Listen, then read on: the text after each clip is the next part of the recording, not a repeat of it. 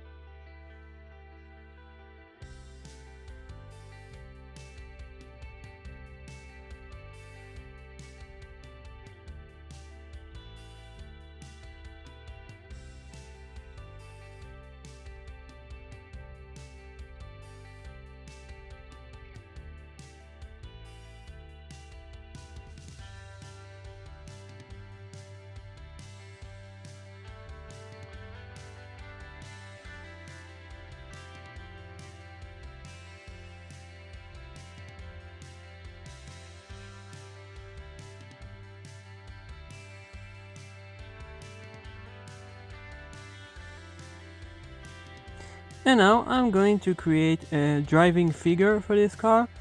I thought about using this one as a basic start platform.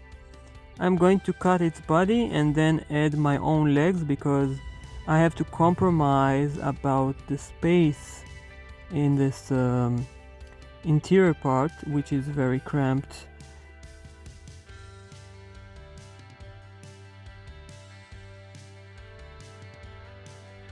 And now we can see this little horror scene with all these body parts. I wanted to create my own legs for this figure, but then I figured out that maybe I can reuse these legs instead, but in different angle. So I guess it will be okay right now. Another thing is that I've decided to change this male figure and turn it into a woman. Now the technique I've chosen in order to create this woman's hair is by just using this aluminum foil and shaping it to a woman's hair, and it is almost too much of great effort because this figure will hardly be seen, but then again it is a scale model, so I want a driver. So there you have it. Well, as you see, the traces of this woman's original gender still remains because of the hands, but again, it will hardly be seen. And like always, I'm going to add a roof rack as well. Took me so long to join all these parts together because they are glued and reinforced with baking soda and super glue.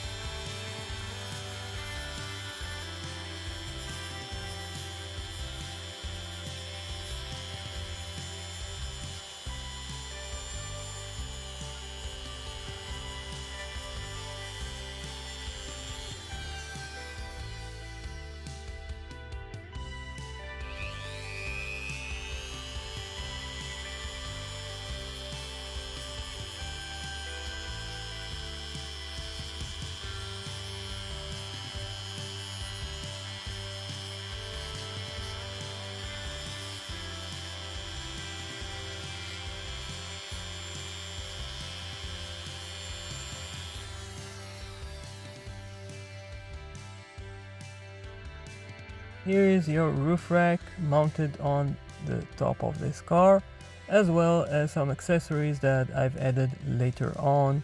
You have a suitcase, bottle, and this box of ice with cokes.